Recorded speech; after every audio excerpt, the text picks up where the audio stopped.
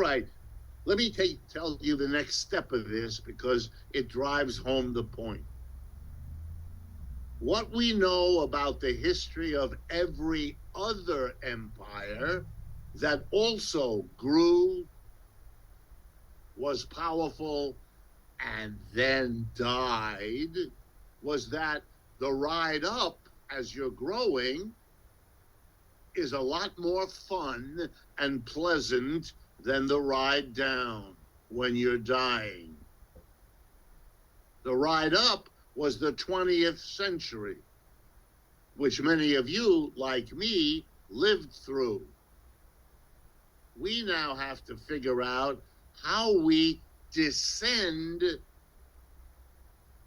when our empire is dying. What the United States is doing is typical. Denial has always been there. You can travel to Britain today and encounter no small number of people who still imagine that the British Empire is still there. Witness the inauguration ceremonies for King Charles, who's the king of nobody. What is this? Here's how it works in the United States. People who are rich and powerful are offloading the costs of a declining empire off of themselves. They don't want to suffer, which I understand. But if the economy is going down, which it is, and the people at the top are keeping theirs, which they are, then the rest of us, the middle class, the lower classes, the poor, we're going to be taking it on the chin more and more. And let me give you just a few of the examples. The inflation we just went through. That's a way of lowering the standard of living of large numbers of people, which they felt acutely as they went and paid $6 for a dozen eggs or everything else. They know they're suffering. My guess, no chance for Mr. Trump without that inflation. It gave him the victory. And it cost Kamala Harris the loss. But it's not the only thing. Let me give you other examples which an economist stares at with astonishment. The minimum wage at the federal level in the United States right now is $7.25 per hour, a sum of money on which nobody can live. When was the last time it was raised? 2009. That's 15 years ago. In every one of those 15 years, inflation raised the prices here in the United States of food, clothing, shelter, and everything else. Some years it went up a lot. Some years it went up only a little. But it went up. And what did we do to the people to whom we paid the lowest salary, $7.25? We didn't raise it. Republicans didn't raise it. Democrats didn't raise it. You know what that is? That's cruel and unusual punishment given to people whose crime is that they're poorly paid in the first place. What kind of a country does that? A declining empire whose rich and powerful are busy offloading the costs of that decline onto everybody else. Here's another sign. Our real wages have been stagnant for 30 to 40 years. In other words, if you measure, as we do in economics, the average wage in dollars paid to American workers, and you adjust that to the prices they have to pay when they spend their wages, it's been going up somewhere around 0.5% a year. That's called stagnation. That means your wage isn't going anywhere. By the way, in contrast, the average real wages in the People's Republic of China have quadrupled over the same 30 years.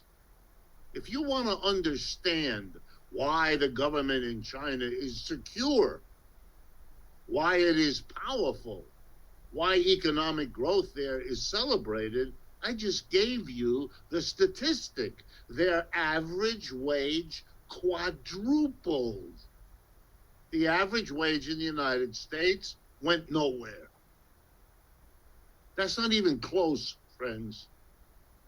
And if you didn't know that, since everything I'm telling you is easily verifiable in 1,000 government statistics, then you understand what I mean by denial.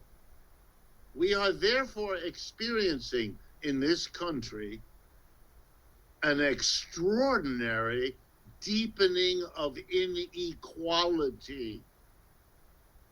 At the end of World War II, the United States was less unequal than European countries. Today, we are more unequal than every European country. How did that happen?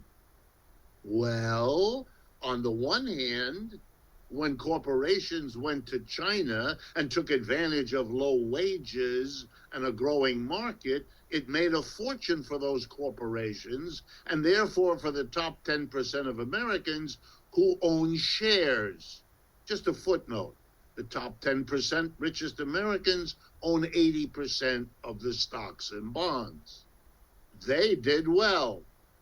The rest of us, we are experiencing a declining empire, which those at the top don't want you to think about.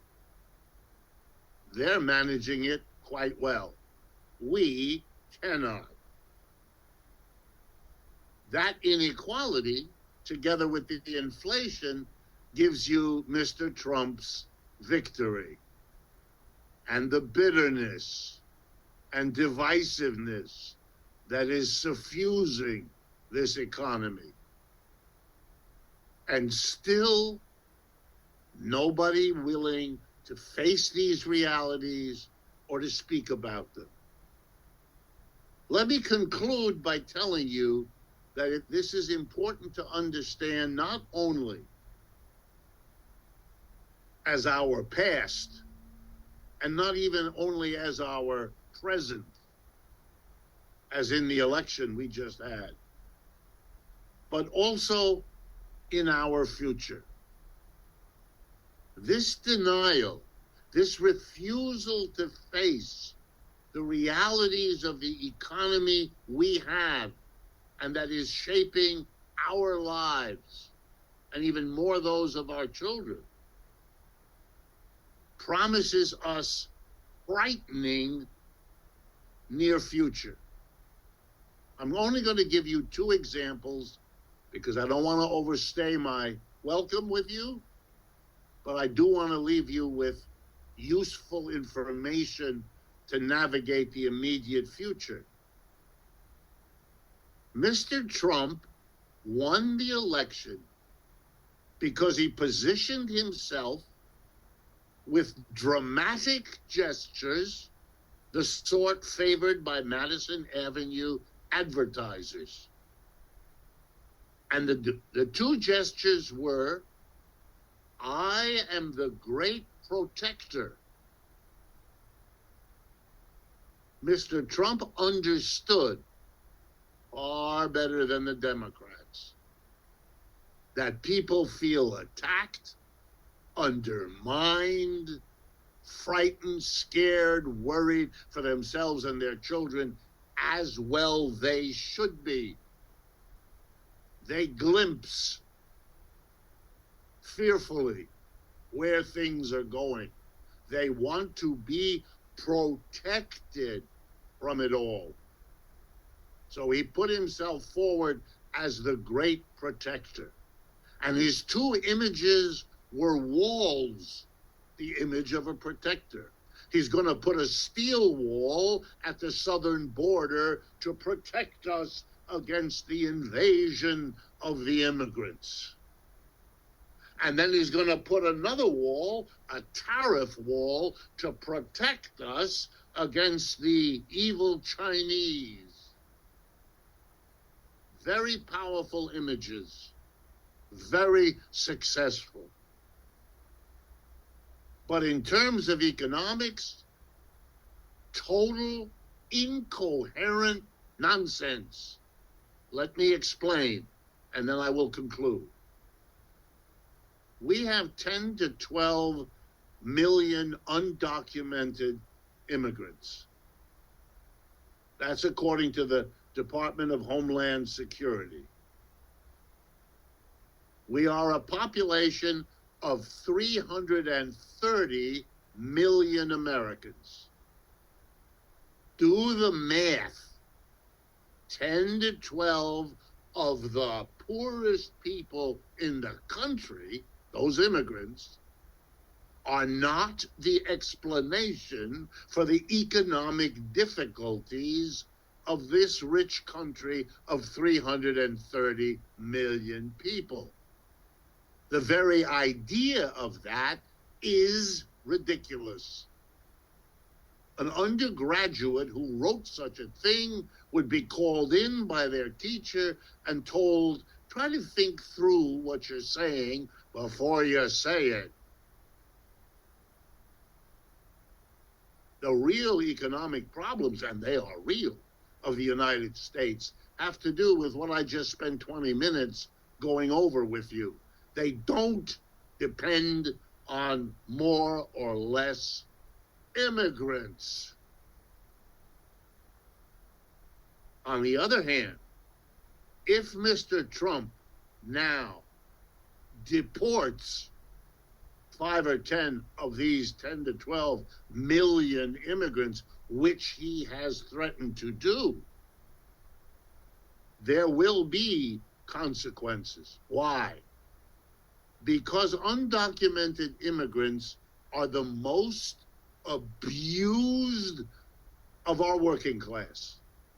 An undocumented immigrant who asks for his pay on Friday afternoon and is told by his employer, sorry, I don't have the money, has no recourse.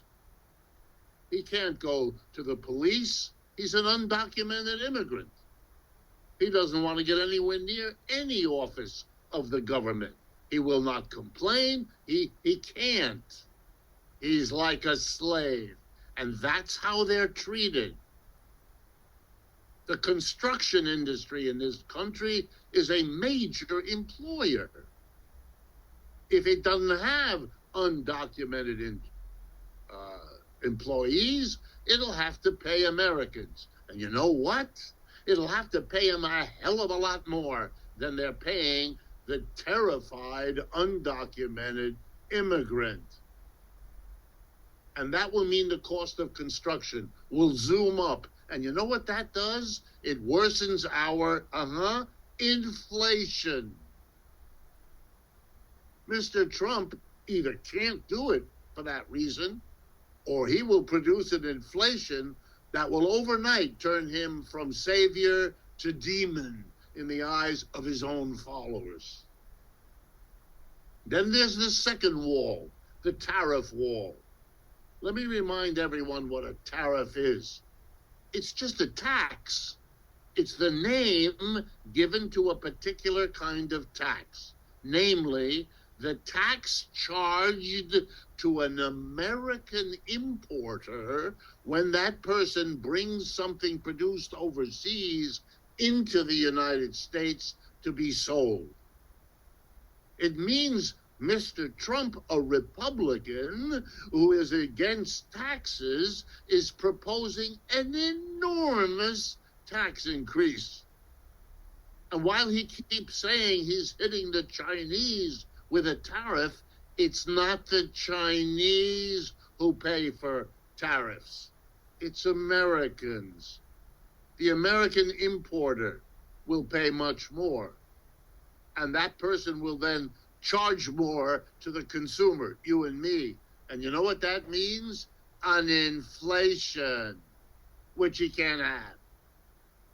Yet he proposes these, counting on the American people to be into denial, not to interrogate any of this, to sit there and have debates as if there's something to debate. The debate is a distraction. It's a way of not dealing with your problem because you're too frightened of letting it be debated, lest it go where it might bite you. And we are run by a community of businessmen and women in charge of our corporations, including our mass media, who are not going to do it. Mr. Trump's economic proposals, whatever else you think of them, are economically incoherent. It's great advertising. I'm protecting you with my walls. It's wonderful. But when it comes now to governing, it's impossible, and it's a bad joke. And the whole world is watching. And while it's watching this bad joke unfold, the gap between the United States and the G7 on one hand, and the People's Republic of China and the BRICS on the other, deepens. The United States' effort to stop, block, undercut China have failed. Been doing it now for 15 years. Started big time under Obama. It doesn't work. It doesn't work. And so the question is, what? Do you keep doing it? Let me conclude by reminding all of us of the early history of the United States, in which your city, Boston, was such an important player. When the United States' people wanted to become independent of George III, the dominant king of the great British Empire, it ended up in a war, the War of 1774, 5, and 6, our Independence War. And to the surprise of everybody, the British lost. In 1812, they tried again, and they lost again. After that, the British decided, okay, we'll have to work out an arrangement. And the United States arrangement was, you're independent, you can take Latin America. That was the Monroe Doctrine that happened a few years after that. And Britain took the rest. Asia, Africa was theirs. They avoided a war after that for a century. What will the United States do? Continue its denial of what's going on? Threaten, as they have, China with war, despite the fact that China has nuclear weapons and the Russians do too, and they are now allied in good part because of the United States? Or are we going to sit down and work something out? Are we going to tell the American people, honestly, our empire is declining? The next one looks to be Chinese. Or if it isn't Chinese, it's going to be a multinational replacement for the kind of dominance that the Persians or the Dutch or the British or the Americans operated. The world is changing very fundamentally. We are living, as I said a half hour ago, at a time of enormously profound change. And our job as Americans is to stop behaving childishly in this game of thinking that the problems I've barely sketched don't have to be worried about, because we can continue to act as if we were in charge in the way we were in the 1960s and 70s. We aren't. Nothing like that.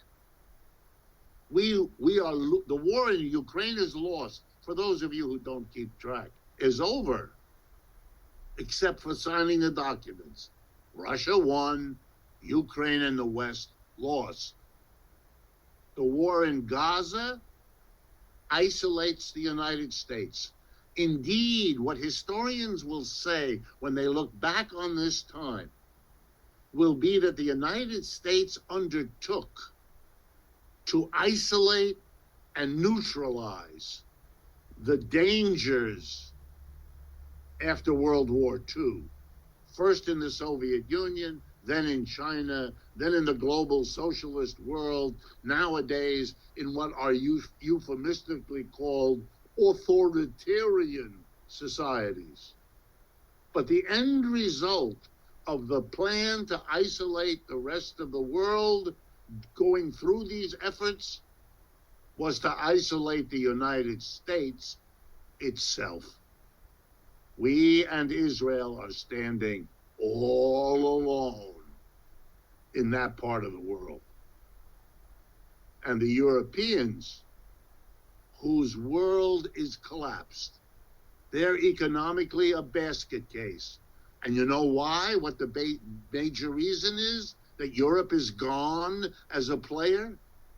Because they relied on two things: exporting to China, which the Chinese don't need, and cheap energy from Russia, which they have turned away from.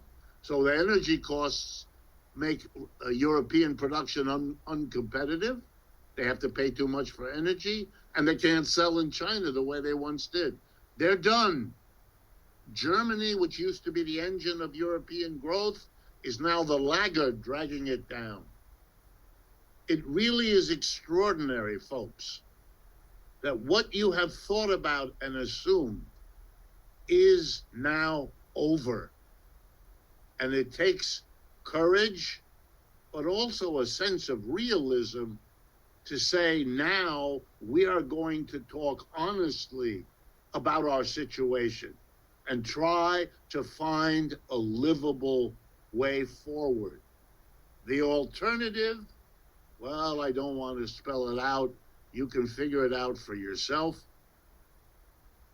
But I hope you will not hold against me that I have told you how this situation really is, rather than comforting you with more denial. But if I have failed, which I understand I may well have, then I have good news for you. If you want to wallow in denial, just turn on the radio and the television, and this evening it will all go away as you get told that the great issues of our time are those carefully excluding everything I have told you. Thank you very much for your attention.